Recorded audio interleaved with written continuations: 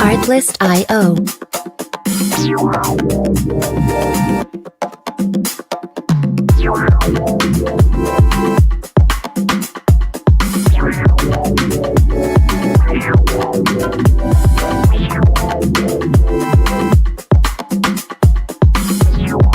Music licensing reimagined.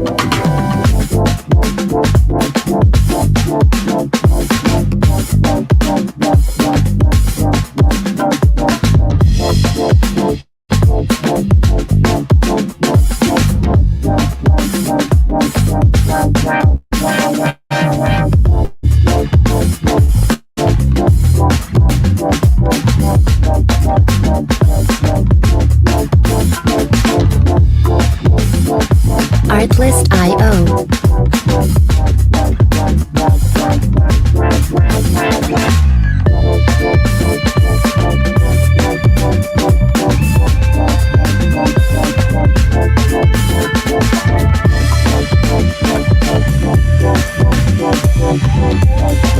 Music licensing reimagined.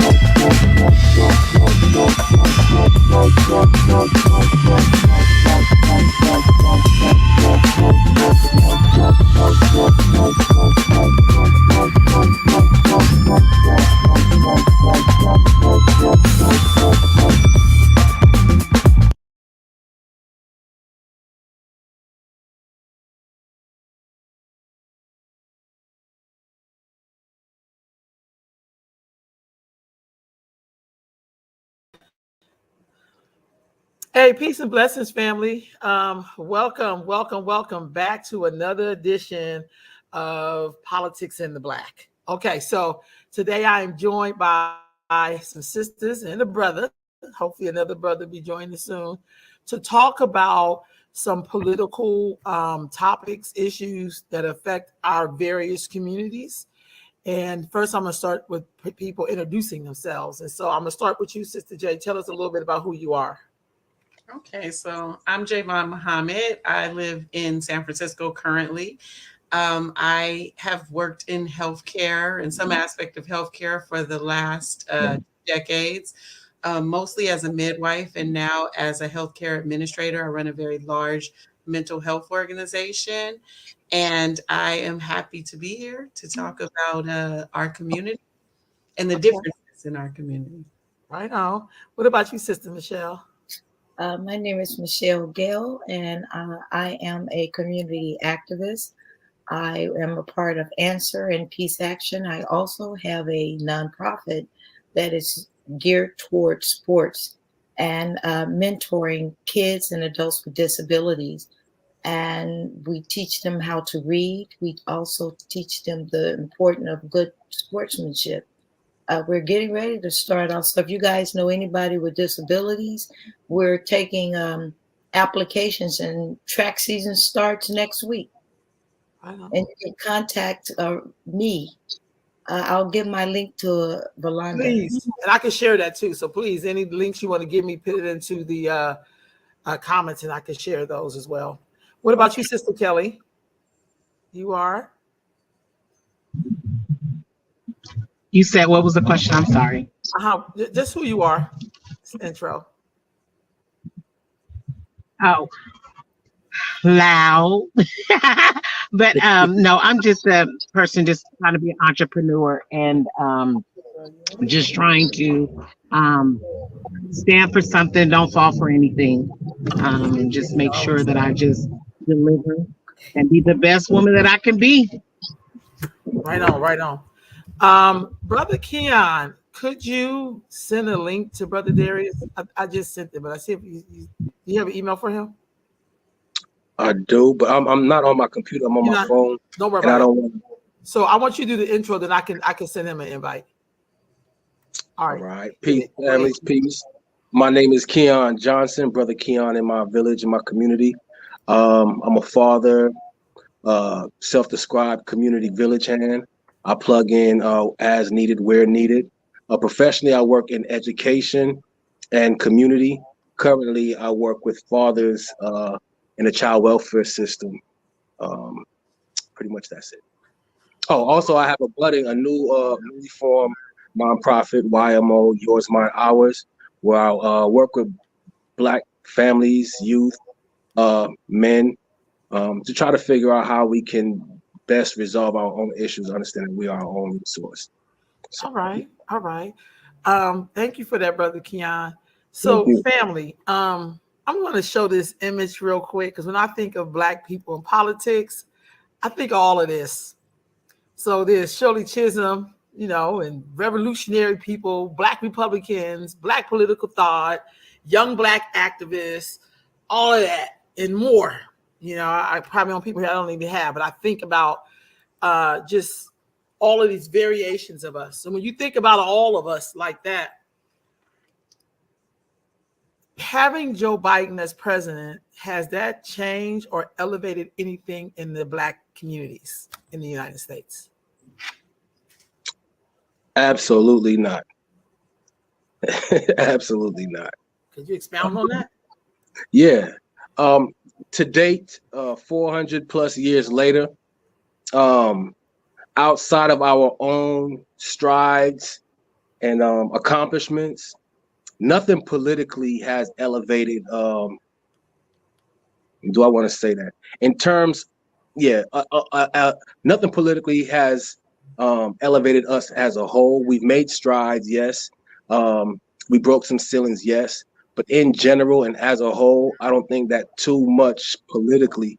I think it's really on the individuals who's been putting in the work, and making those strides has done that in our favor as a community. But I don't think, especially Biden, nothing has changed, and that has not elevated our status. Even though he had a sister running with him, I don't even see her no more. I haven't seen her in a long time. Wait a minute, you related to the vice president? Am I related? You said it's a sister. Oh, She I said a related to you? sister. She's a Black woman. She's a Black Yes? woman. I didn't know she that. might not. I didn't know She that. might listen. She might not. She might not act like me and my siblings. But if I saw her in the world, I would say, "How you doing, sister?" If I didn't know who she was and so on, so I saw her in the world, I'd say, "How you doing, sister?" So I don't got no Black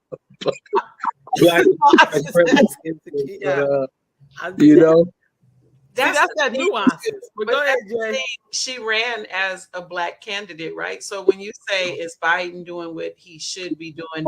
Has he advanced us? I think it depends on what you're looking for. I think we could have some Black folks here that would say, yes, I'm excited about Biden because the things that are important to me are A, B, and C. So for me, Biden has not done anything to further the cause of my community. In fact, I think he's done more to hurt the ability for us to be responsible and accountable for community.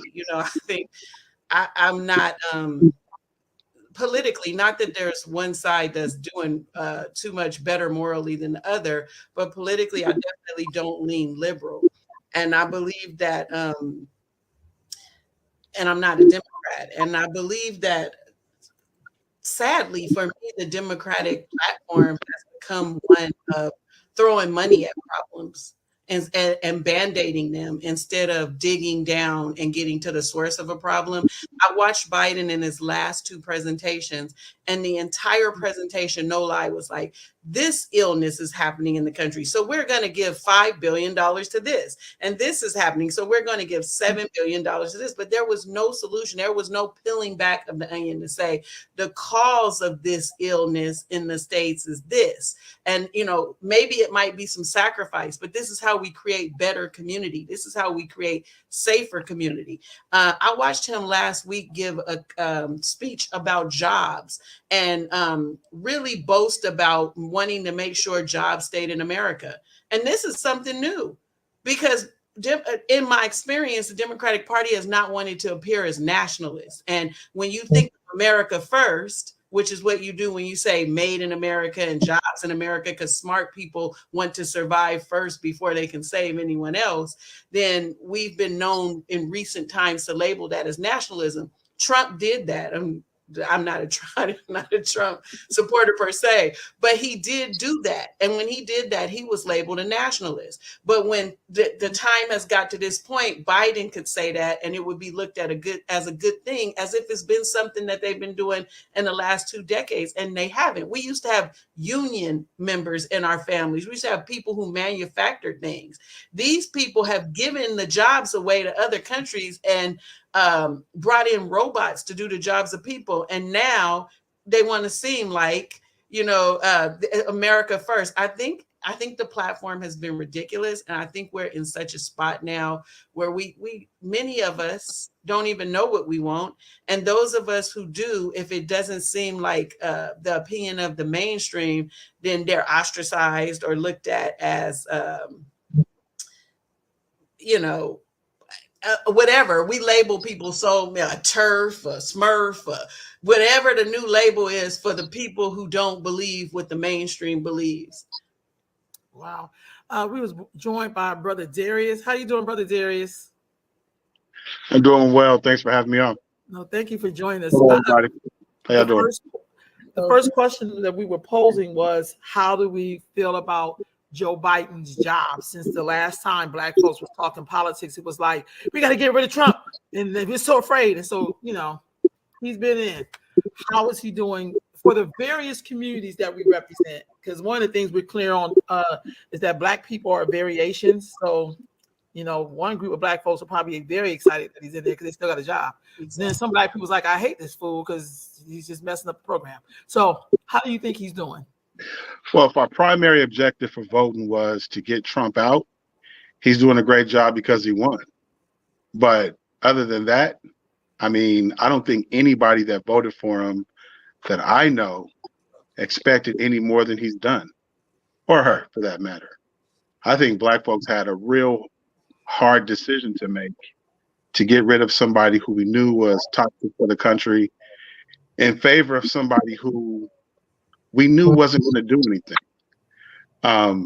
And I don't see where he has done anything for Black people. And I don't think that was ever his intention.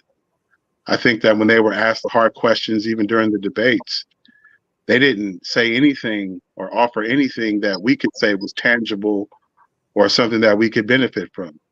If anything, they created a little divisiveness for people who had thoughts about what we should get other than what was the popular thing. Like, I just felt like going into that, anytime somebody potentially jeopardized his presidency, his ability to get into office, we kind of jumped on that person and was like, well, we need to get this person out of here so bad that whatever he's going to do, or even if he's going to do nothing, it's better than what we have right now. And I don't agree with that. I think they're doing a horrible job. I think that the way that they've handled everything, I don't think it's unifying at all. I think it's very divisive for us as a people, and I don't see where the conditions changed at all, me personally. Wow. And I did vote for him. I voted for them. I felt like I had to. It was either not vote at all or vote for them. And so I chose to vote for him. I'm getting what I voted for. Well, you could have voted for Jill Stein. You could have voted for somebody else. I'm just messing with you. I'm just messing with you. I'm just messing with you. And I know I could have. I'm messing with you. What about you, Kelly or Michelle? I did vote for Jill Stein. I did too. Because I thought it didn't matter because it's California. It didn't matter. I'm not a Republican nor a Democrat. And the sad thing is, I remember a lot of people, it was like the young man just said, to piggyback on what he said, we were really scared from wanting Trump out of there because we were just tired of the rhetoric. We've forgotten about old Uncle Joe and the stuff that he spilled in the 90s and his crime bill and how many Black men he sent to prison. And, and then forwarded to the day, all of the money that he cut from the HBCUs. He doesn't care about the education. You look at that factor if he cares so much about us. And then, you look at Kamala Harris, she's silent. And it seems like Joe Manchin is running the presidency. I mean, hey, all skin folks ain't kin folk. I'm just messing with you guys. So that's your sister, Keon. That's Aces. But we're in trouble. We are in trouble as people. We're in trouble, and this is for the first time I'm like panicking because I got a younger generation. And I'm the matriarch, and I'm like, what are we going to do? Because we don't have enough food. This is serious stuff. Do we have enough food on hand? Because at some grocery stores, the shelves are empty under Joe Biden. The shelves on the grocery stores are empty. The supplies ships are still in the harbor. This makes no sense. We can go on and on about what's wrong, but as a community of people, I'm like, are we prepared? Because one thing I do, I talk to all these white folks. They got piles of food, stockpiles of, stuff to unalive people. Unalive people. Yeah, and we're just sitting ducks. Well, today there was a report about the poor white people. So all white people ain't like that. Supposedly there's supposed to be this whole nation of poor white people. I haven't met a lot of them, but I'm pretty sure they probably exist. Maybe in West Virginia, in Louisiana. What sticks out, because I lived in rural Louisiana, and a lot of them are there. But the comment what sticks out to me is, I didn't hear you yet, Kelly, but I'm gonna make the assumption from what I heard is that we're a group of people who don't really approve of Biden, and then to hear the choice being no choice at all, like just a choice to get Donald Trump out because he was this awful person, it makes me wonder, because I think we follow narratives, and I can't think of one thing Trump did that affected my life. I saw a lot of things about him, but I will say this. To me, it's crazy when people say that Joe Biden liberated us again, because he actually did things to us. Like Michelle shared, he actually supported a crime bill. He actually was part of the super predator rhetoric, right? He actually was part of defunding things. Trump might have talked about what he was going to do and sounded very ignorant and stupid when he talked about it, but he did not do those things. So we voted against the person who talked a lot of stuff, and for a person who actually did things to us. And I have not been able to reconcile that to this day, because I think the one thing that Trump made us realize is that we got to be together, because we might have to eat together, because we were reminded of who we're dealing with, and that it doesn't matter what face they put in that office, we've always been asking for the same thing and never achieved it. So what would it matter? To me, as a person, I would have rather continued under the energy of build, instead of waiting for Joe to talk about stimulus checks and all of the other foolishness that keeps us distracted, instead of talking about building the country, fairness and economics, morality, with just values. To me, Joe supports a narrative of nothing, no boundaries, the increase of mental health, the reason why people are losing their mind, the decline of what was supposed to be the American dream that we have yet to quite realize. So I get confused when people say, Trump was this awful person, when we literally elected a man that hurt us, and we are still paying for the repercussions of the prison industrial system because of this man.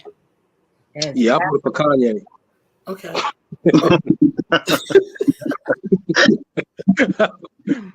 But I want to veggie back on what Yvonne was saying just a little bit, because I agree with that, right? I didn't particularly care for 45. If anything, his rhetoric I found very entertaining. He was like the funniest comedian we had for 4 years, and he was. I genuinely had gut busting moments like, this guy is, and he's president. So I enjoyed that in terms of the presidency. But you're right, though. He talked a lot. And he did identify himself. Oftentimes you say, Rolanda, I prefer to have the person my open enemy and know that it's my enemy than the person who's fronting in my face. And I believe we had that with 45 versus Biden. I really do. What about you, Sister Kelly? I see you pop back in. So I know you're dealing with some technical difficulties. Kelly? Okay. You there? Yeah, I'm so sorry. That's all right. I had my breathing in the background. All right. So what about you? What was your thoughts? Is it mine or is it what is it? Okay, I think she working out her technical difficulties. Yes. Oh, she gonna try it again, y'all, because I think she's really trying to work this out. So while she's working on her technical difficult, working through her technical difficulties. So with that being said, Javon, you hit on something really big, and I feel like maybe it's time for us to reflect on what the next strategy should be for the community, which you're concerned with that want to get ahead. Because under the Biden administration, some people did get some things immediately because you could see the worth, like how they treated the Haitians, told you very much how they felt about your black blood, and how they treat Asians showed you how much they value them. How they treat, the alphabet people, how they treat. So I think there's some very glaring things. But I don't know if presentation or representation is the answer that Black folks should be looking for. I don't know. What do you think? Are you asking me? Anybody? I just feel like until we find a core group of Black folks that are willing to do the work consistently, we're just gonna be in this state of not being able to accomplish anything. Because as soon as a small group comes up, they find another group to tear that group down. Like, we spend more time arguing over issues that are not going to stop us or hold us back. And when it comes time to really talk about the issues that are going to move us forward, we can't get a collective group of people together long enough to see that through. And that's the part that we've been through all of this. We've been through all of this and we're still not together. Like, what else has to happen to us as a people? So I don't disagree. I guess I'm trying to figure out. Well, that's what I'm asking. Because through history, we have had groups, organizations who've done things, and then it's normally torn down from within. I know we want to put these outside forces, but the outside forces can't do nothing without the inside forces. It just doesn't work. Right. So my thing is, but it doesn't mean we stop trying. Right. You know what I'm saying? Yeah. So what next? Like, we know they get ready to start coming back lying again because this fool wants to get back in there for 4 more dead years. But how can we respond? Like, can we ever bet on just the enemy because we know that we can get the job done under the enemy because this person is your enemy? Like, can we ever have a strategy like that? Or it's like it's too fearful for us to think we may have to do some damn work for real. Keon, you muted. Yeah. I don't know. Go ahead, brother.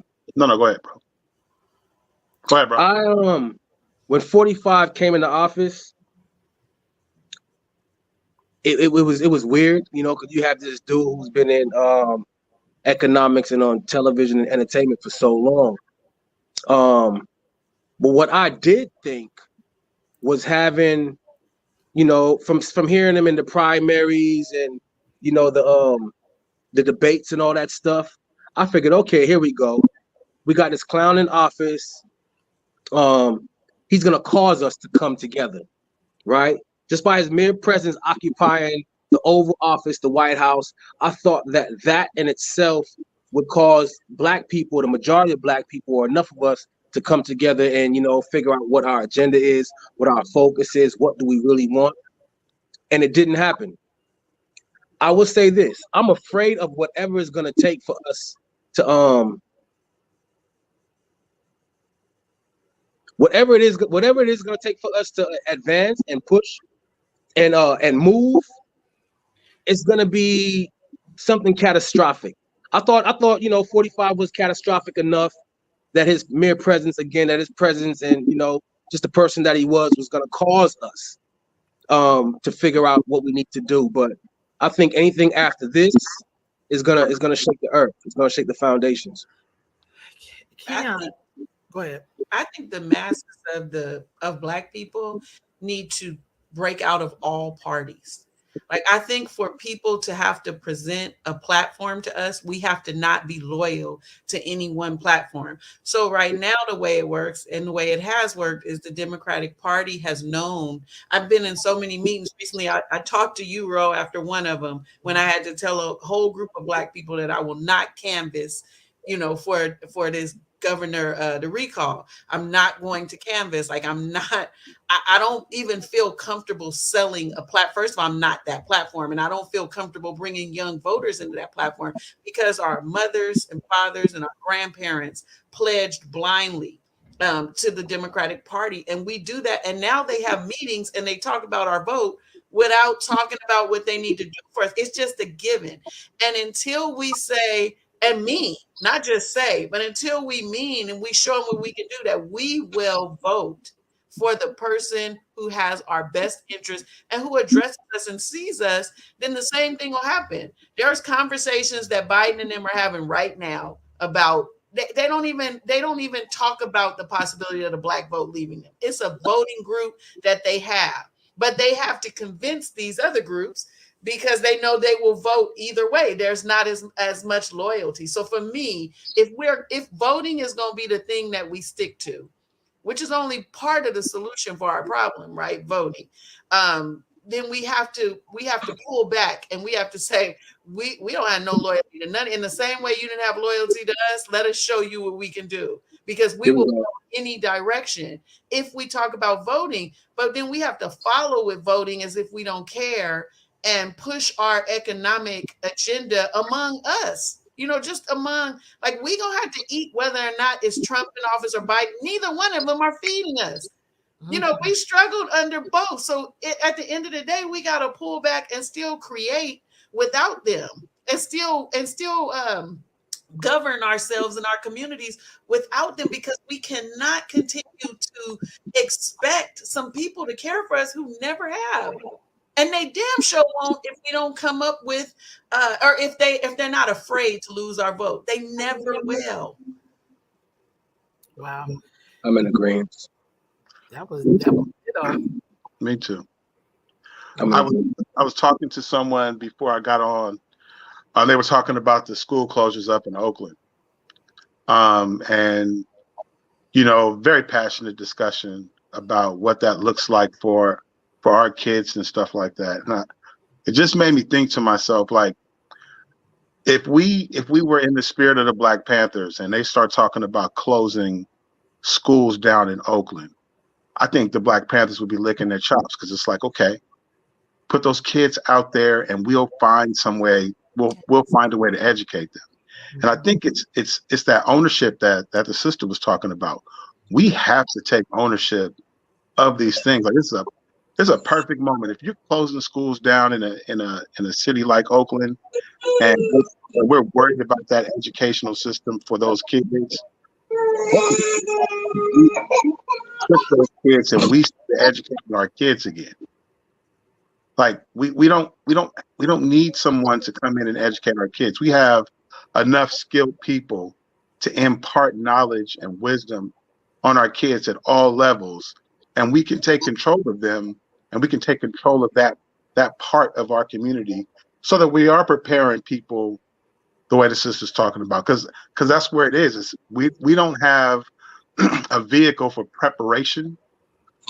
And because we don't have a vehicle for preparation, when we're in these moments where we can actually seize the moment, we don't have a vehicle to do anything about it. And so pulling back, definitely, but also taking ownership when we pull back, so that we step into what our purpose is supposed to be. I just want to say one more thing about that. I got to say this. So I teach a class at Bastyr University, and we were talking last week, and everybody was like, the critical race theory, and how Florida took a vote last week, and basically you can't even talk about Black history there. Like, it is really an austere law. And while they were all panicking, I sat for a moment and I said, why do we get so distracted? Like, let's think 3 years ago. right? We didn't have, there was a term critical race theory, but we didn't talk about it on the regular in the public, right? But if you would have came to our community 3 years ago, the conversation would have sounded something like, they don't teach Black history at school. They don't teach us about us. You know, my children go there and they don't learn nothing. They got one blurb about slavery. That would have been our conversation 5 years ago. But all of a sudden, with the critical race theory talk, we want to act like they've been teaching about us. And Lord, they don't want to teach the truth about when they ain't never been teaching about us. But we get distracted. All the media has to do is to get a narrative and put it out there. Find some Black allies that want to talk about it, usually academics that's not even in touch with what we're talking about in the hood. And then we all start saying, they don't even want us to teach critical race theory, as if that was ever a thing. But we continue to send our children to their schools and then be upset with the product that we get back. I agree so much with what you just said, but I also think we have to put that out there. Like we got to stop following this narrative of and keep our eyes on the prize. Like if we know that food, clothing, and shelter is important, and we know we got to educate our own babies, then we could just start there, because we learned from the management of this COVID pandemic that food, clothing, and shelter is going to be a thing. And when it becomes a thing, we going to have to depend on our neighbors and our community. Just like Michelle said, you know, growing food and giving food away. Like if we didn't learn anything else, we should have learned that. Like you could be locked in your house, you know, and there could be no toilet paper. How are you going to manage? Just that. Right. Do you know how to use grass to wipe your ass? but that's fact though, right? And I think until we get to the point of understanding that the name of the game is always do for self. The name of the game is always do for self. American politics has never suited us, right? It has never suited. We've never been on the end game. God bless the times, you know, the earlier portions of history that we got a little seats at the table. And again, those things were a little progressive. There were little tokens, but in essence, you know, we're talking about, again, 400 plus years later, here we are still complaining, still, you know, not satisfied, and we shouldn't be. But I think a lot of it gets to the point where we just got to do for self. And it doesn't matter to your politics. It doesn't matter to the party. It's really about doing for self. Again, nothing has changed under any presidency. Even when we had Barack Obama, it was good to see him in there. It was good to see a Black family in there, a Black woman in there. But in essence, I mean, I was done with him when he wouldn't pardon Garvey. That right there was like, all right, you know. When he didn't do what? When he didn't pardon Garvey. Oh. You know, he didn't pardon Garvey. That was another thing right there. So again, the Republican Democratic argument is not forced. Are we going to create our own party? Or are we going to, you know, just do what we need to do as a people to survive? It's amazing because we some of the coldest players on the planet, and we just refuse to play this system the way that we play everything else. We refuse to do it. So we can very easily play this game in between these parties, in between these political concepts and constructs, the way that we do life every day, and we just refuse to do it. And it's like we have a mental block against going for self. Do you think is that we are just afraid to self-govern? You know what? I think sometimes so much that they distract us with. Look at all the problems that they throw. They throw so many things at us that they keep us mentally distracted. And if it ain't that, then we'll relax. You know, most Americans, they just want they smoke their weed or have their beer and watch their Sunday night football, you know, or, you know, be on some sort of social media. And then they throw so many things at you to keep us distracted and separated. I don't think we like each other. I really just don't think we like and love each other. I think there are pockets of us that have learned to be together and to build. But as a people, I just don't think we love each other like that. And I don't know if we love ourselves enough to love each other. Because that's a root of it seems to be the biggest problem. That's true. I think you're correct. Because I don't think we're one people. And I think every time we say us as a group, you lose immediately. Then you have another group to be like, no, I'm transgender and I'm fighting for those rights right now. And then another group be like, I'm biracial and I'm in all of these worlds. Like anything that be like, I will not be responsible. But yet when you go to the group that you hyphenated with, you can't show up with your black stuff. Because then you'll complain that you can't do that. But Ro, I do think that we could be disciplined enough to so I manage a large organization as Asian. It was developed years ago to serve the Asian community.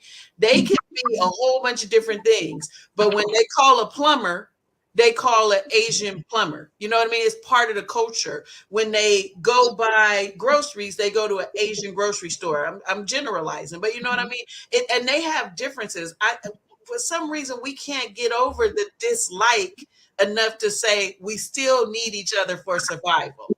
You know what I mean? Like we might dislike each other, but until we start winning, it doesn't matter. We learned even with, President Obama, like as long as your people are messed up, you still looked at as a nigga. You know what I mean? Like we gotta be together. And so we gotta figure out how to have the transgender people or this community, they need to figure out how to also come to the center and get rid of that distraction, because it is distraction that keeps telling them you something else. Well, we don't want it. We're not. That's not the conversation we're having. We still got to go and meet up in the same place to make sure we all eating. That other stuff is a byproduct. And so for me, when I look at conversations that are happening in other communities, they have disagreements, but they still understand the economics of it. And they're still going to show up in, and shop in their community, or understand that they got to call, or they should be calling services from that community. It's something that they grow up with. And I think I've grown up hearing this conversation, but we still talking about it. So they know where their oneness is at, right? They might be different and all this other stuff, but they do understand where their oneness is. Is that what you're saying? Yes. Right. And that's how I feel about it. But why do you think we can't do that? Like, why? Because we're going to make that comparison. Why is it that Black people don't see themselves in the oneness? I think we're not allowed to do it from other people and from ourselves. Like I had to tell, like my last week's class, we're reading the book is on diversity, equity, and inclusion.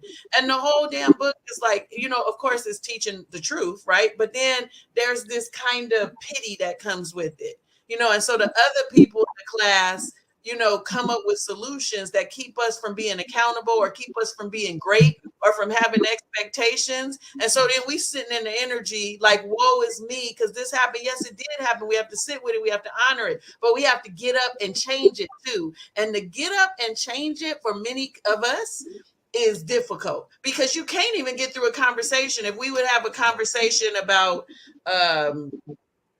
I'm trying to think of an example. It would be like, well, I can't do that because white man did this and slavery and this day and this day and this day. Like, dude, do you want to eat or not? You know what I mean? Like this, I don't want to hear all that. But it's almost impossible in many environments to have a conversation where we can get past that and we can talk about straight competition and straight accountability. Like we got to internalize, embrace, and understand or overstand what happened to us, but that should be making us great. It shouldn't be making us weak. It shouldn't be making us dependent. It should be making us great. And until we can be great and we can understand that all that happened to us dictates, it mandates that we have to be in unity, that we have to do these things, then we'll keep struggling. And we're going to have to give on some things and recognize some of the wisdom of the elders. We got this division where we don't want to follow a program because, this person got us distracted with this person got us distracted with this. But the success in a lot of those other communities is being connected to a tradition and some elders. And even if that's not who you are, you know how to be that when you're in that energy. And we struggle with that because we always trying to prove we different. You mentioned that, but we really, really struggle with accountability and just saying I was wrong. I'm lazy. I'm this. I need that. I got to do better. Yeah. And individualism, man.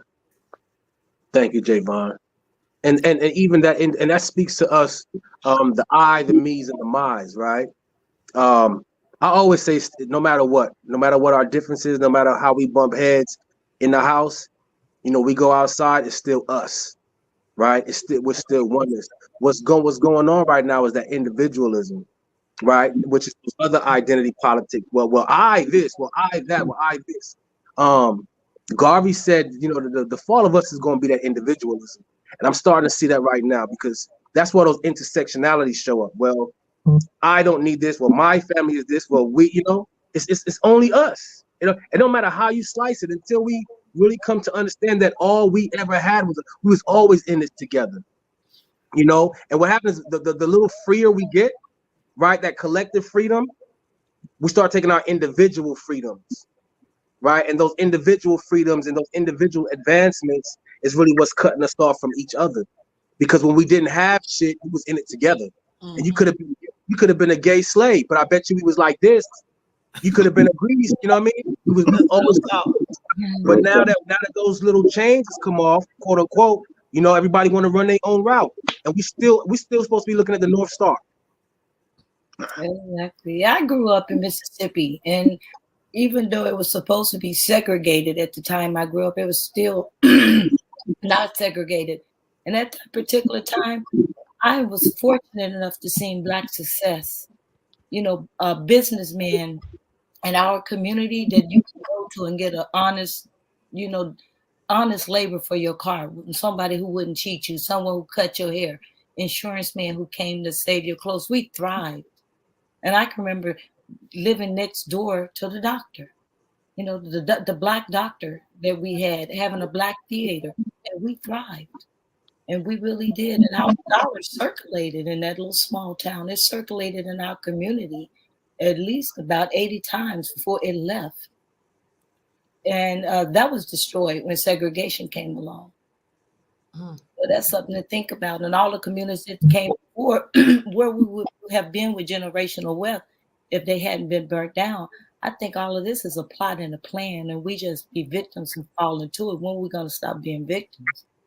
And a lot of us don't even know because it's so diabolical, the things that they set us up for. Look at our children. You know, look at what's happening in Chicago, not only Chicago, and Sacramento. You know? So you look at the things that, you know, it's diabolical, these tricks and these traps. I mean, we just got to stop trying to be victims and look at us. You know, it's enough of us here. And I know we know all like-minded people. So each one teach one. All right. Kelly, did you want to say something? So you've been sitting there so patiently. I don't know if you're still driving. Or... No, I've been listening. Just listening. Okay, I hear you sound. So okay. So y'all said a lot of things in that. I think that Javon, you said something that to me trumps individualism and collective is accountability. You can't build with people who aren't accountable in a collective. You cannot. And when you were giving your example, Michelle, about how our communities, I'm from Philadelphia, same thing. But when Black people stopped being accountable, that's when people had to start going for self by themselves. Exactly. You can't drag people with you if you're not accountable. If you said, I'm gonna bring this amount, and then you show up and you got an excuse why you didn't bring yours, why should I have to break to share with you when you didn't think enough to bring your part? Exactly. That's the Black community. Now, I'm not trying to be funny. No, we Black that people all day. Not all of us, but when we see Black people going for self, and I mean going at it alone, this not because they're being individual and they're being selfish. It's because I'm tired of trying to carry lazy ass people. I'm tired of people with 50 excuses. The same way you got to eat, I got to eat. The same way I had to sacrifice to make sure I had something, you should have been sacrificing. But most of the time, you wanted to have a good time and you wanted to feel good and you wanted to do this looking like I'm successful. So you spent all your money on stuff that depreciated. Nobody made you do it. That's that hard part. Nobody made you sell drugs in your community. Nobody made you impregnate 10 women. You know, and can't pay for one of those children. Nobody did that. No plan did that. You did that. And that's hard because that's that part about you being an individual, with human being with free will. Nobody made you do that. That's something you wanted to do. Because maybe you wanted to feel good. So instead of you saying, hey, you know what? I did that. Let me repair it. It can't be like, well, something's wrong with you because you made it and I'm gonna have an excuse for why I took the short road or why I didn't get up and do anything. And we don't have spaces where we can say that to each other in real time, not in I'm a victim time. And then like, you know what? I'm gonna be a woman about mine. I'm gonna be a man about mine. I know when I was out there doing something, somebody had to pick up the slack for me slacking. I lived through the crack era. So to me, the crack era wasn't a time period that was like, oh, it just happened. No, I watched whole families disappear. I watched people sacrifice and help other people's children, and then they died and couldn't take care of their own. But we act like that didn't exist, and we're going to put that on the man. But it's like, no, something happened that we fell into those things. What was happening inside of us? And the flip side is happening right now. We have an elite group of Black people act like they're speaking for all the Black folks.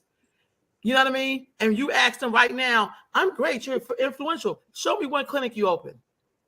Let's look at people who did that back in the 60s, in the 70s, in the 80s, in the 90s, because I was there with some of these people who said, hey, our healthcare is bad. Let's open the clinic. Hey, our schooling is bad. Let's build a school. Not no, let's go make white people feel bad that they ain't going to hire me.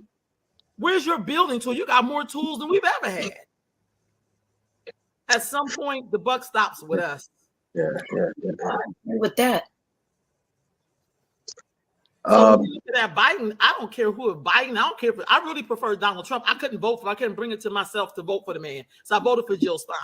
But my thing is, I can always do better directly with the devil. I don't know about frenemies. I can't work with frenemies. I can't. It's just too stressful. But the devil I can work with because I know he's the devil and I don't expect nothing from him. I can run fast as hell when I see the devil. I can run faster than I've ever ran. But I can't do frenemies because they slow you down. They want to I don't think that's the dynamic, right? We have a lot on our plate as a people. What we have a lot on our plate, Keon. What do we got on our plate? We internally, internally, everything you just named. We have so many internal politics. We have so many internal politics as well as dealing with the external, right? Everything that's coming at us from outside and everything that's coming that that's in the house, and yeah, it's really a lot. We do have a lot on our plate. I need to help John out. Yeah, you see, I'm trying to find. We do from the outside. We got shit coming from outside. We got mold on the inside. Yeah, I'm a Black woman. That's all I know. But we got to do is cook, run, and eat at the same time. That's all I know. But we sit in a lot of challenges because of history and because of not, trying to get ourselves out of it. So, for example, we struggle economically a lot in certain communities, and inside those communities, we were placed in places that cause us to be sicker. We don't sometimes make, schools are funded based on property tax, and in our communities, property tax is an issue. So we have poor resource schools. A lot of our schools are underperforming, come out not prepared to move forward. Our health is bad. Our job, reality is bad. So we sit with a lot, but the good news is we can get out of it. If we, the things that we talk about now, like if we Rolanda, I know you work with me sometimes in Marin City. And Marin City is beautiful, but it's the area in Marin, one of the richest counties in California, where the projects are. And the children were taught to know that they live in the projects. Now, never mind, these projects are in the middle, right behind the Golden Gate Bridge. It's stairs that go up to the National Forest. It's beautiful greenery everywhere. They had been programmed to know that they lived in the hood, and because they did all of these things were going to happen. I used to tell them all the time, because one child said to us one time, it was trash in front of us on Tuesday. The people come to clean that up. I was like, you live here today. This is only the hood because that's what you think it is. And because the hood don't have to be a bad thing. But we've been, we think negative, and somebody else is going to pick up our trash. But so we can change all of these things today. Because we live in these communities don't mean we can't clean them up. It don't mean we can't grow stuff. It don't mean that we can't think about life and want to eat better. There's an opportunity for us to be accountable and thrive. But because we haven't been able to use our mental space because we're distracted all the time with other people's business, we haven't been able to build that. And really, I'd like to see, it's people like us on this call, our age group, that could just go out there and start doing it. We just gonna pick up, join me, and people would come and join. They ain't never seen that. And that's how we act as human beings. We absolutely would, and we make poor decisions under desperation, right? And part of that accountability piece, Roland, I see your face. But I'm talking about accountability. We make poor decisions under desperation. And this desperation that we under, let's be honest, it's by no fault of our own. We are enemies behind, pardon me, we're prisoners behind enemy lines for the last 400 plus years. And we are put in a lot of situations that we exist in, and we make poor decisions, rash decisions out of desperation. Now, yes, we must take accountability for those things, but I think it's not fair to just say, we make poor decisions and just blah, blah, blah, blah. You know what I mean? There's reasons why these things come up. My family came up in the 80s. We immigrants. I'm first generation American. All right. My family came to the United States as immigrants in the 60s. In the 60s. We had hard workers. We had people who worked very hard, and traditionally those were the women in our family, and the men went the other route. Streets, crack, cocaine, drugs. It's historical articles in the New York newspapers about my family, men that I knew came up under. I mean, documented history. And the American dream and have to get it right now and trying to do for our family. We made a lot of poor decisions under that. Do I think we need to have room for reconciling, forgiveness amongst ourselves? Yes. Must we be gentle with ourselves? Yes. But it's also, the flip side, we got to be harsh we got to be hard on ourselves in other areas. Right, some expectations. Well, Absolutely. It's real clear that we are mad at each other. You can just tell. Yeah. We have not forgiven each other in centuries at this point. We are very upset. I know everybody sitting on here, the person who made you the most upset within the last 30 days looked like somebody you love.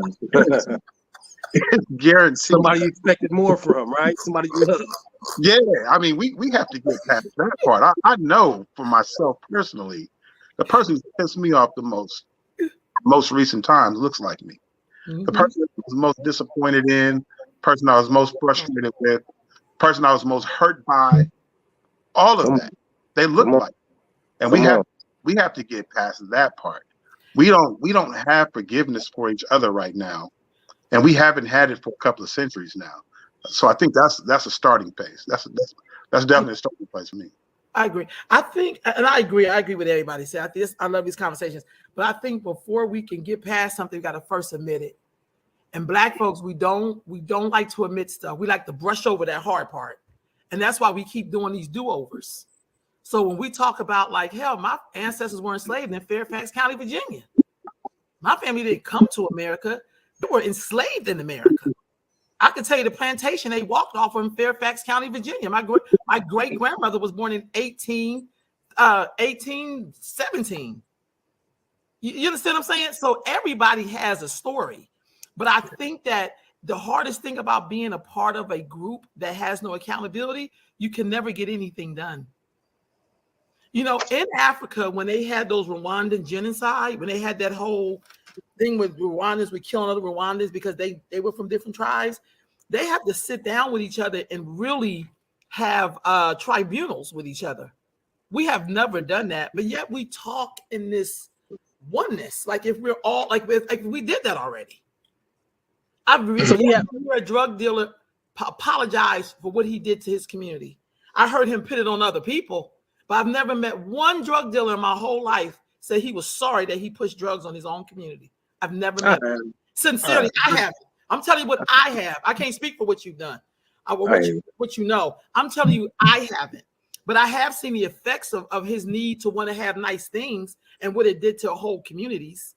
I have seen him with that white powder break up a lot of families, and people didn't get to meet their parents.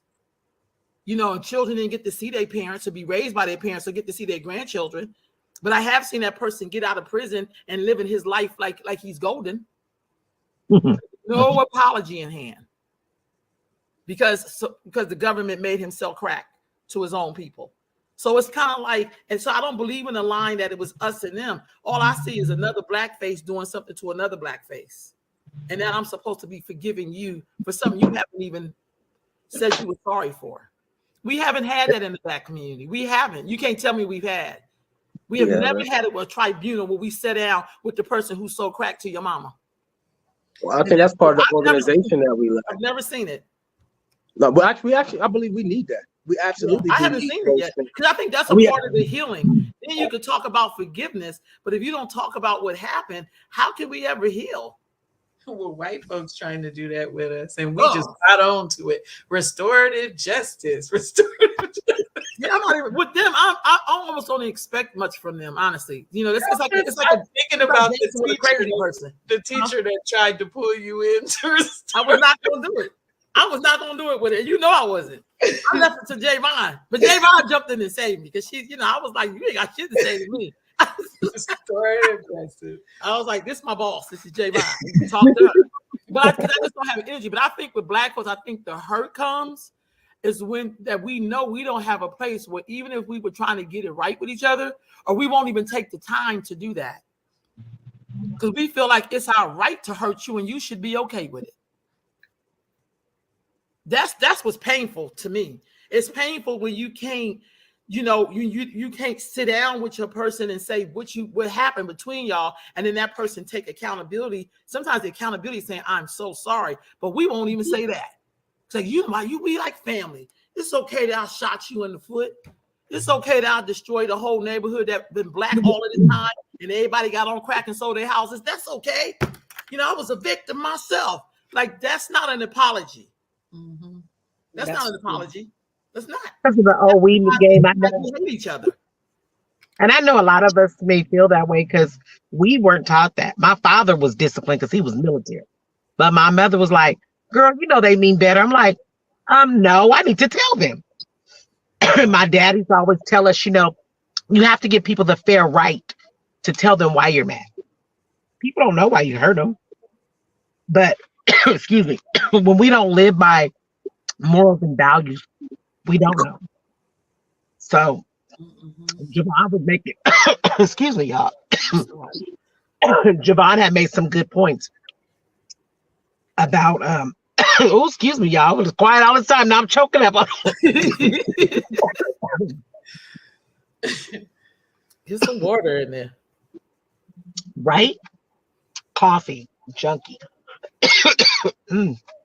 give one good strong cough, and that'll take you like from the diaphragm. While she's playing out her diaphragm, I do think that that's a part of the work. Sacramento has more nonprofits than Washington D.C., but I have yet to see us even put that together in Sacramento with all the you meet a Black person, they got a goddamn nonprofit. It's like saying I got a dog in my yard.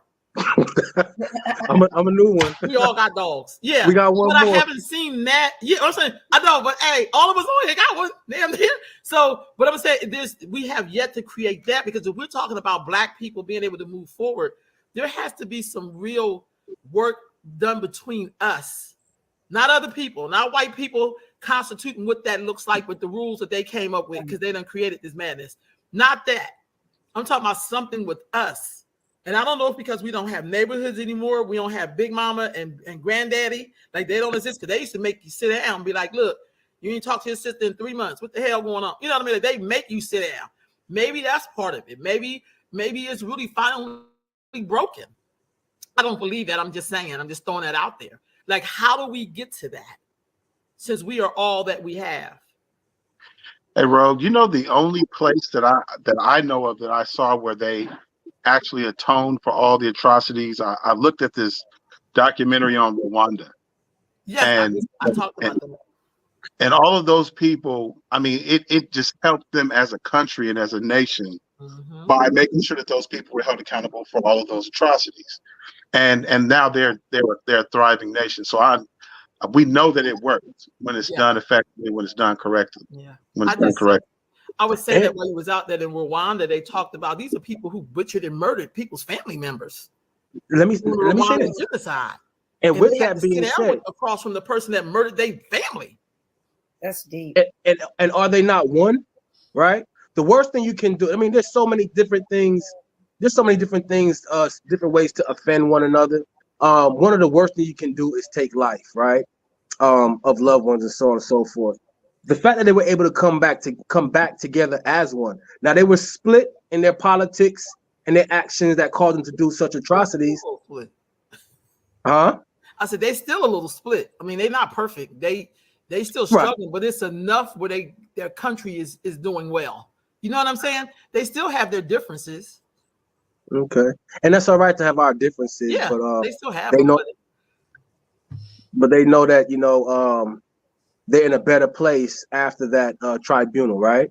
Right. So again, back to us, right? And with all of our differences, it does take that big sit down. That's not an outside thing. That's definitely in-house work. That's definitely in-house work. And until we get to that point, I don't think we're going to actually move in, you know, forward as far as we can.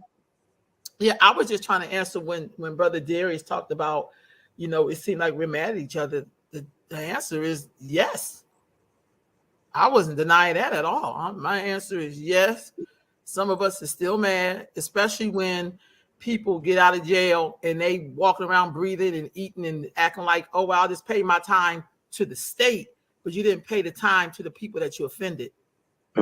See, that something's wrong there. You basically went to jail because the white man was like, okay, Negro, you didn't pay taxes on your drug money, whatever it was, you didn't do, but you did not make an amends to that family. The tribunals were powerful because that person had to stand before that whole family. It wasn't that he was in court with a bailiff. They was on lawns, or you know, what we would consider a lawn, holding court. You understand what I'm saying? That's like that ain't like the white man making you be accountable. That's like you have to be accountable to your people. See, then they can say that they are a people because that's how they're rolling. We only get to get people when the white man come, and then you got to man up because you're afraid of this fool, not because you really care about what you did to me. You're afraid of the boogeyman because he done showed up with his guns. Exactly. But if you was sorry, you would have just came to me or something, or figured some way to make an amends for that. I was watching Rock the other day. I love Rock. I love his own reruns. I love Rock. They were kind of doing that with his show. When you watch, he had the big drug dealer, and then, you know, it was that dude, the one that, you know, you have to watch it. It was actually whoever was producing the Rock show was doing some really radical stuff when it's writing. Like, it was really good. That was kind of like an example of like when that dude had to go tell another young brother that was following his example, like, man, this ain't the way. You apologize to this woman that you murdered her son. You apologize to her. You write her as many times as you can to say you sorry. See, no white man can make you do that in your own heart. We give him credit for a lot of things, but we don't give him credit for making us come back to say sorry to each other. Maybe that's what I should be asking white people to do. Maybe we got to tell white people to tell us to stop using the word nigga, because we probably would do it if he say it. I'm not saying I don't really care, but I'm just saying it seems like when he say do something, then you do it, because we give him a credit for a lot of stuff that we do. Because maybe he needs to tell you what to do. I'm being sarcastic when I say that. But sometimes it feels like, you know, if we can't hang it on him, then we can't get anything done. That's kind of like with this next election that's coming up. Like, for instance, not to block you out, J. Bob, but in Sacramento, we have a DA's race. I'm supporting one person for DA because I like her, because I know her. But I don't really know what a DA can really do. Because it seems like when you're in that position, you got to go against the police if they're wrong. And I don't think that's, yeah. So for those of you who are here in Sacramento, how do you feel about that DA race? She's the district attorney and not our attorney, right? She's still part of the state. No, real shit, right? So it's all politics.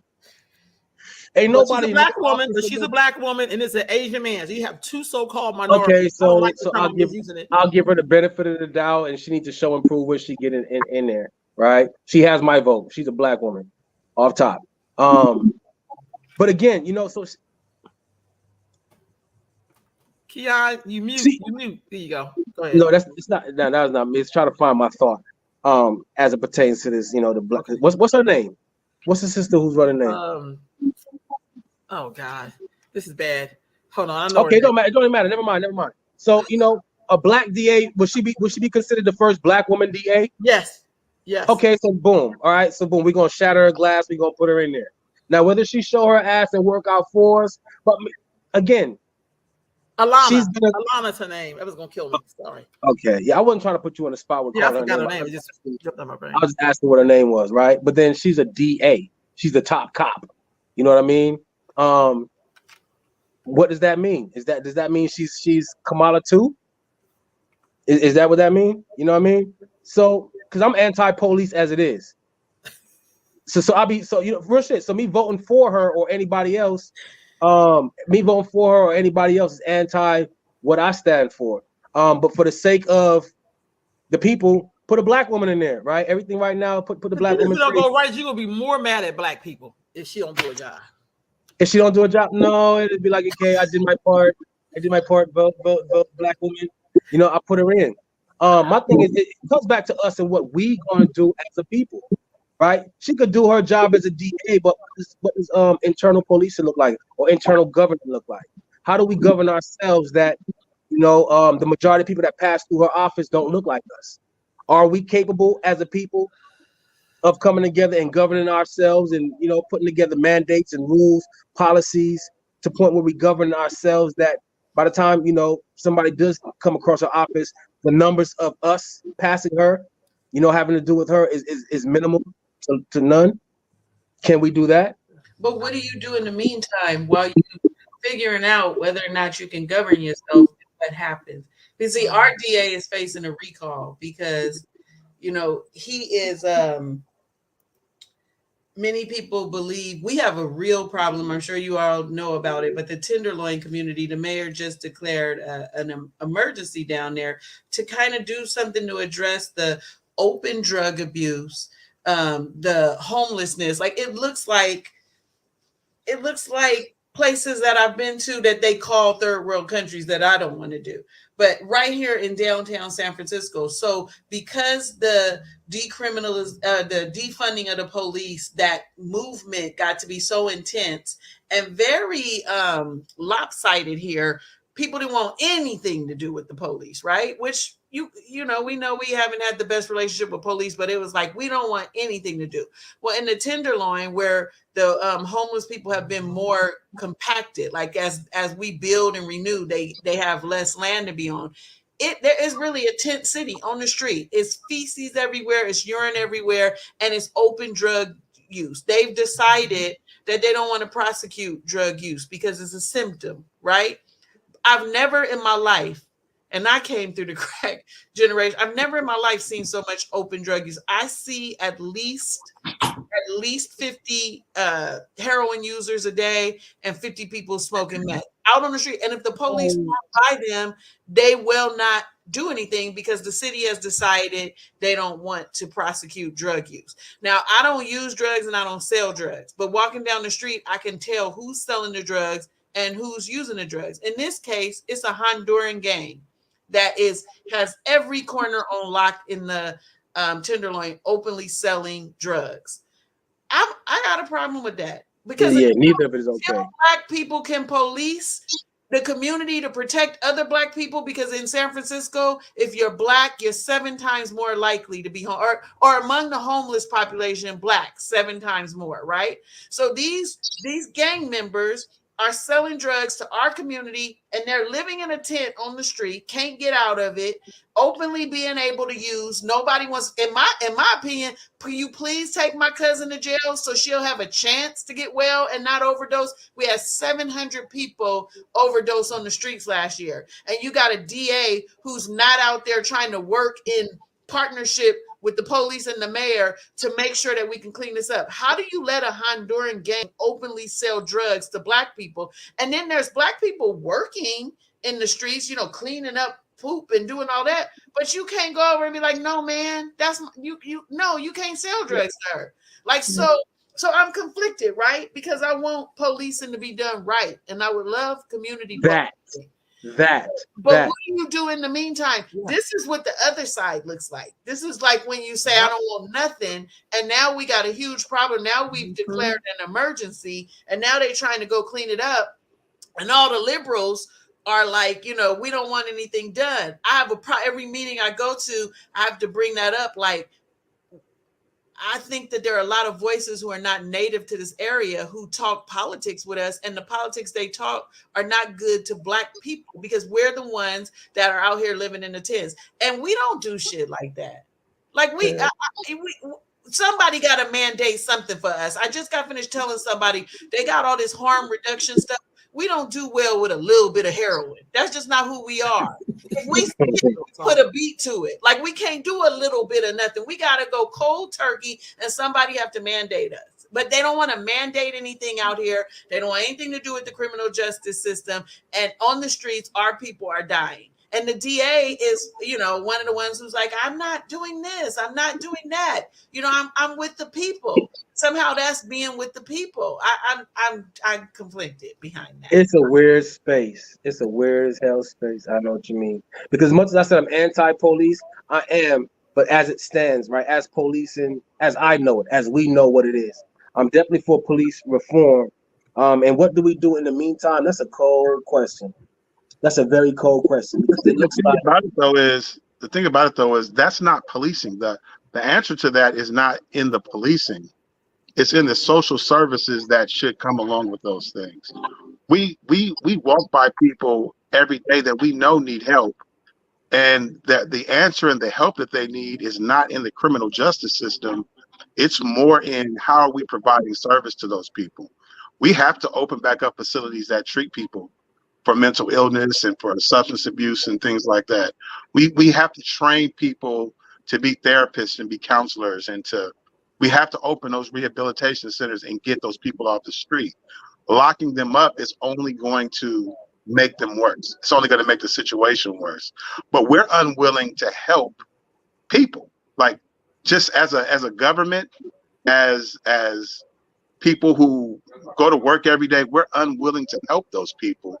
And that's really where the answer is. It's not, to me, in my opinion, it's not in the policing of or the enforcement of or the jailing of. It's in providing the service to those communities that those people need to transition into something better. And we're unwilling to do that. There's no way that many people should be homeless on the street from here to the Bay Area. And we don't have any kind of shelters. We don't have any kind of anything to provide services for those people. Like that's me, that's what I mostly agree with you, but I think that there has to be diversity in programs. Some people need to go to jail, and we just got to say it. Most people we can get. No, I'm serious. Many people can go into programs, and it's not true that we don't have shelters. We have many shelters. We are afraid to mandate a person in a shelter. So we'll go up to somebody openly using on the street and say, we need to get you off the street. You can't be here. And they have a choice to say no, because I want to use drugs. Sometimes, Darius, I mean, you got to let a person get in their right mind before you offer them something. We do have we have a lot of money out here. We have a lot of places for them to go, but we have allowed a person who needs time to get their thoughts right to make decisions that they're incapable of making. So I can't give you housing when you're high out of your mind. I walk outside at 5 a.m. We just have people bent over, just stuck, right? I can't talk to you then.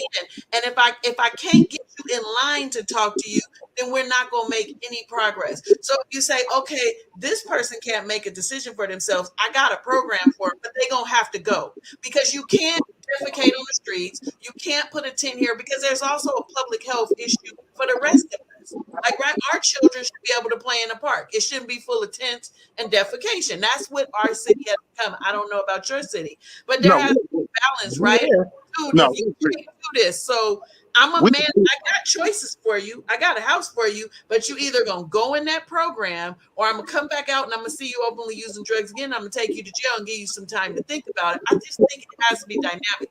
Our problem is with the over criminalization of people, with Black people not being treated fairly, with sentences. If that's the problem, then let's reform the jail. The way they're all of these programs need to be in the jail, rehabilitating people, so we get you out. We don't criminalize you. We don't make you have a record. We don't stop you from getting a job, but we got to sit you down for a minute and maybe put you in orange because you're not listening. And you cannot live on the streets, because that is death for you. We are watching people slowly die. They were on the news the other day saying the Tenderloin Lincoln Center stopped 2 people from having an overdose. Well, if they weren't in a environment where they could use and be watched, we wouldn't even have that possibility of an overdose. So I think our voices are lost. Like there's not dynamics in approach. There's not multi approaches or many approaches. Like there's just people are like, I don't want jail or I want this, but we have to have a little bit of all of it because some of our people are hard headed and we're gonna have to admit it. I And agree. sit We in need jail both. for 2 weeks until we clean you up, and then we're gonna come back to you and say, you don't have this, you don't have this, you don't have this. Why have you in this controlled environment? I'm gonna make sure you get out like this, this, and that. And then we're gonna put you in a program. But guess what? You can't leave because you're not really good at making decisions right now. But if you roll with me for a year or a year and a half, which is what it's gonna take, then we got you. You have housing. We're putting people in houses that are heroin addicts so that they could just be homeless the next week, giving you a room so you can go act a fool in an SRO, and then we'll see you again next month because you can't maintain housing when you're a heroin addict to that degree, to the degree that they're on the street. So I'm saying, like, yes, I hear you. We do need to get more of services, but we have to decide where we're going to put them, and we have to have levels to this because we got some bad actors who don't want no help. And No, we agree. these We people agree. aren't from here. They come here. I talked to some people last week from Pennsylvania, New York, and one dude was from Germany. They come here to be homeless because they got services. The weather is better. Like it's a whole host of people. I want to be homeless when the weather I good at. think it's the people that we have right now engaging them in law enforcement that's the problem, because that's not their primary purpose. That's not Right. what they're there to do. So we definitely agree. It's levels to it. You're absolutely right. Yeah. That was you. good. I lead an organization that we have a street crisis response team here that was funded partially because of some of the defunding of the police. And so we have a team that goes out with the paramedics, with the fire department, and we send a peer worker, and they do engage them. And I will say that we don't have all the housing we need, clearly, but we do have shelters. But the numbers of people who say I'm not going, and the numbers of those people who say I'm not going that don't want to go because they don't want to follow rules is astounding, because the truth is we know that nobody, not none of us, not none of them, will be successful if you can't follow rules. And instead of making people come up to our like this is where you need to function in society, and I'm talking about those who could, we will bring ourselves down and meet them and say, if you want to do a little bit of drugs, it's okay. Here's how we gonna do it. Or if you want to, you don't have to come and stay with us because you have the right to be on the street. I live in downtown San Francisco. I pay thousands of dollars to live here. If I walk out my house, I can't even stand the smell half the time. It's full of piss, it's poop all over, and I have to navigate people living outside in tents. What about my quality of life? Yeah.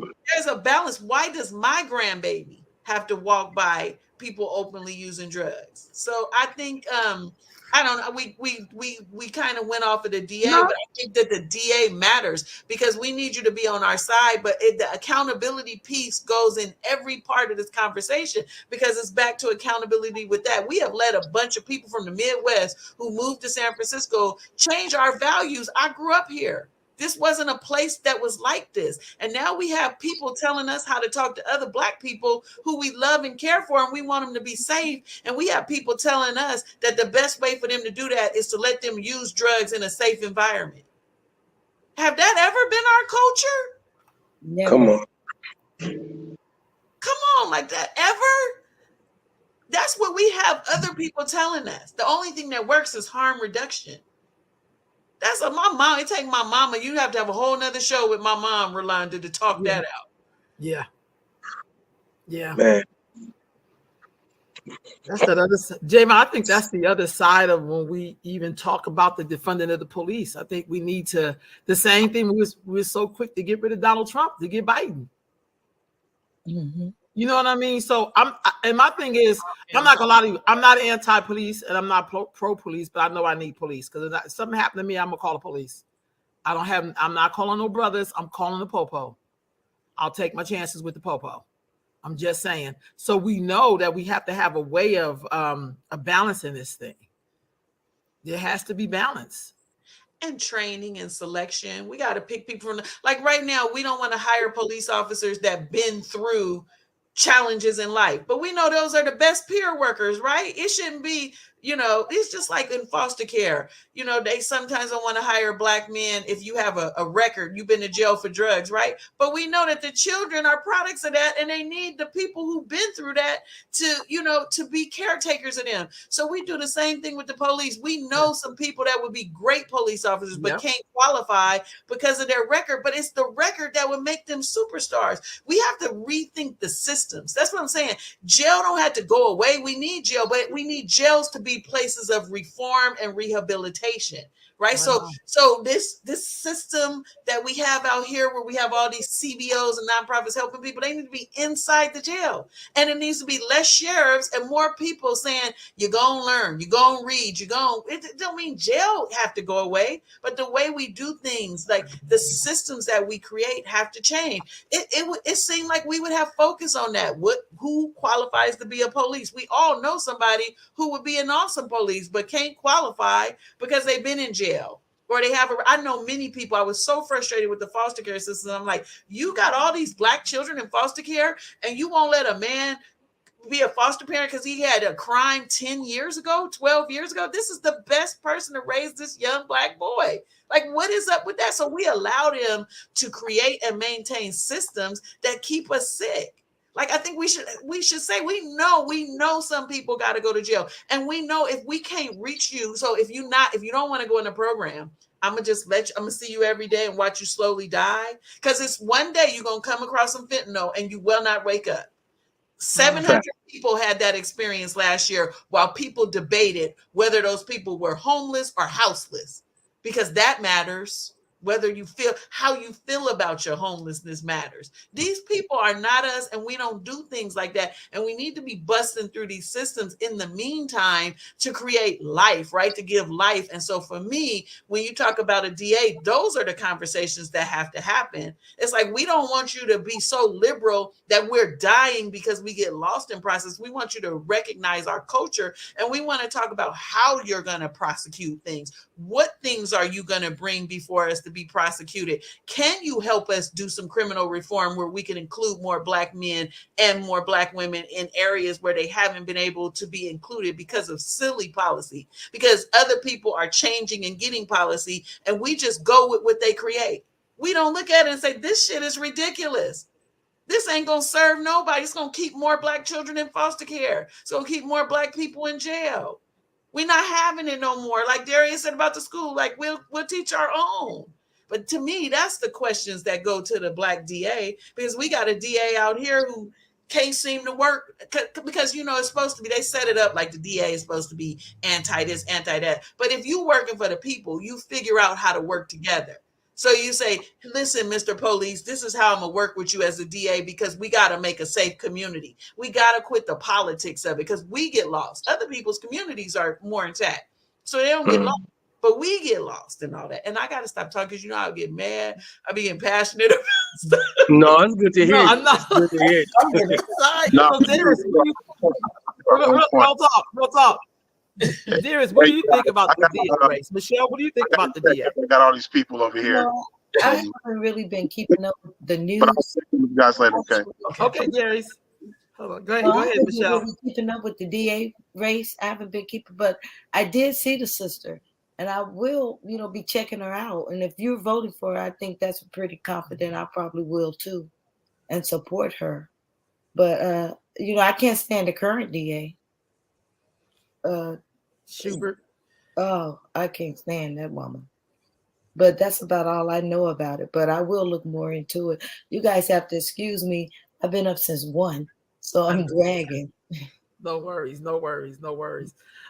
So we heard about the DA. Last thing. So in the next 2 years or so, the presidency will be coming around again. What do you think should be an ask, or what should we do about that? Honey, I am scared to death about what's going to happen in 2024. My daughter read an article, and she read an article. Global Research is a really good. I don't know if you guys are aware of a company called Global Research, but they put down the news. So check them out. But it was an article that other countries are really restructuring their government to deal with a dictatorship in 2024. So that's kind of, as an African American, where are we going to be in this? Some gonna be on that side, and some gonna be on this side. That Wild Wild West, we better try to learn how to do the Blood Club and learn how to shoot for real. I mean, and that's it, right? It don't matter who's gonna get in the office, because like I said again, it never mattered. It's about what are we going to do? Are you gonna learn how to plant something and grow something? Are you gonna learn how to yield something? Are you going to learn how to aim? How many guns you got in your house? I think that's what matters. I think that's what really matters. Nothing else does. It's about how are we organizing amongst ourselves. Every last presidency, every last person that's been in that office, it never mattered. It never mattered, and it's never going to matter. I think unless we literally, have a baby, somebody have a baby, and we're actually grooming this person, right? We tell them everything we need out of them. We're grooming them to actually take that office one day and finally put a person that we reared and grew and put in the office and voted. It's not going to matter who runs in that office. It's going to matter how prepared we are as individuals and collectively. So Ice Cube had the contract with Black America. The last election, he came up with something, not just him by himself, but it was a team of them. And of course, Black folks acted like, he was like he shouldn't have did that or whatever. And then Biden said, yeah, I'll meet with you, if I win this election. Of course, this fool won and was like, Negroes go take a seat somewhere. Should we be looking at that again? And what can we learn from what we didn't get last time? Or it don't matter?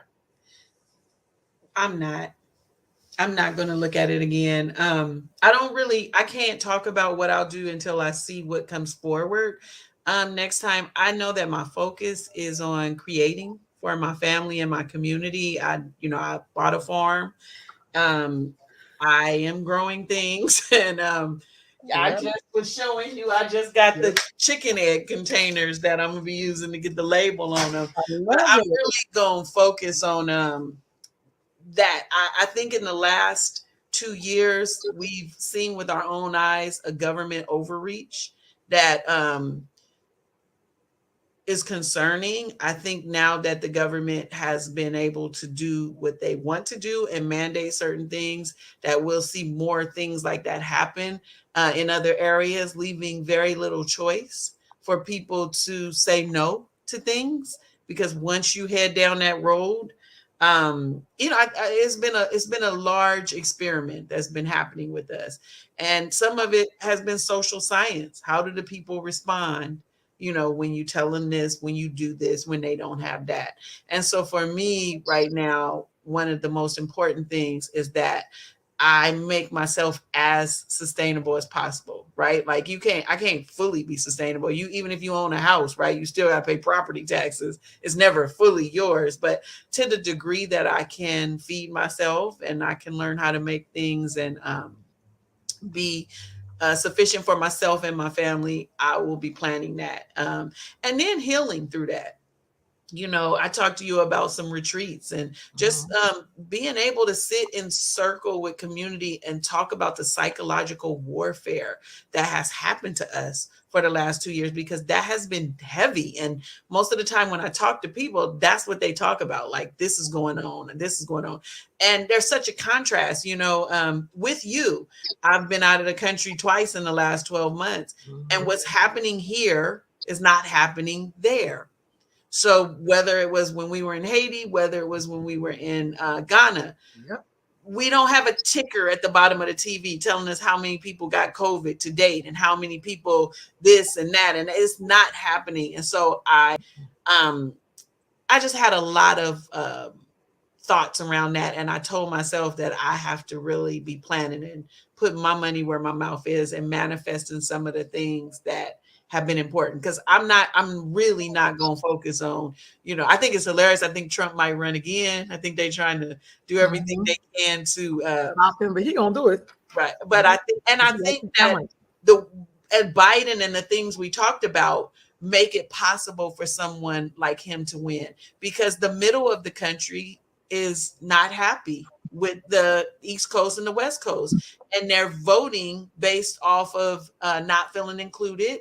We talked a little bit, you referenced white people who are poor, and it's poor white people, black people everywhere, but they're grouped in rural America, and they're not being seen, and they're not being heard, and they're voting. That's the way somebody like that wins. And I don't see anything that happened different to take that desire from them. And I actually think, that as we grow and try to be self-sufficient, we're gonna have to share resources and learn a few things from them, because in fair disclosure, when I got on the farm, that's how I started learning how to shoot and everything, because there are people who have, my neighbors, who have been doing this and who know how to grow something and know how to do something. And I'm trying to share and partner with people who are going to help me be a better resource for myself, my family, and my community. So I'm not picking and choosing. I'm working with people who want to work with me. And So that's as far as moving forward. what you know right now, Javon, I might have an opportunity for you. I just got a homeboy. He's fairly young. I think he's within my age range, maybe a little bit older, maybe a little bit younger. But he just bought like hella property and got a big ass farm. Super Bowl Sunday, I'm going down there to check him out. And just spend some time and see it for myself. But we're definitely gonna need some direction in terms of how to develop that and begin to be self-sufficient. I don't got enough money to buy a farm, right? My homeboy got one. I'm down with sweat equity. Mm-hmm. I'm down to go over there and help him put in my work, and in that way, because I'm over here talking about, well, we need to learn how to farm ourselves. Like I got money and got land. I don't got none of that shit, but I could plug in with the people that I know and love and trust, and got that, and get the work in. And ask for an area to grow. Ask for an area to grow. So, it's all about when we run into this situation again, and we will, you being able to feed yourself. Also, there's so much information out there about devious actions that are about to happen to the food chain, about adding medicinal things to the food supply, about GMOs. Like, it's so important today that we think about feeding ourselves and our community. And this is a conversation that's going on. I will say I connected, a lot of people to groups. There are lots of Black people who are talking about this. There are lots of Black people that are buying land and that are sharing resources. I'm really excited about it. And that's one of the things, like, sweat equity is important, and it secures you and your family spot when you need to have somewhere to go in a time of emergency is really important. And another thing you can do is also you can rent a piece of plot from the community, from the city, for $50, and they'll give you the water and sometimes even the seeds. And that's what I do. I rent different little plots around the city, and I plant food. And I use my yard too. Careful with the seeds. Be careful with the seeds. No, no, I don't use the genetically modified ones. No. I gotta show you. Wait a minute. Okay. But that's where I'm really excited about it too, and I'm trying to, learn as much as I can. Right on. I feel like what? Even January 6th. I'm sorry. I was saying January 6th, when they stormed that Capitol, I was jealous of them. I was jealous of them. I was jealous. I was like, God damn. I'm sorry. Go ahead, Michelle. I'll come back to my thought. No, I was just showing you the seed catalog. This is I was just on their site earlier today. First of all, I love those sunflowers on the front, but they had a carrot the other day that looked so amazing. Anyway, I love them. I got Okinawan spinach, 3 leaves. It's supposed to get rid of your cholesterol as long as you change your diet. Mm-hmm. So my husband has cholesterol, and it always tests negative, because we changed our diet, and just 3 leaves in a salad, and it grows magnificent. You can just plant it, and it just it's a perennial. I need to get my cholesterol down. The doctor told me. Well, you need to be hooking up with Michelle. I'll be on a mission to get Black men healthy. We need y'all. Right So I'm on. a plug. I need to plug in with you, Miss Michelle. Please. Um, My yeah. husband had 2 heart attacks and an aneurysm.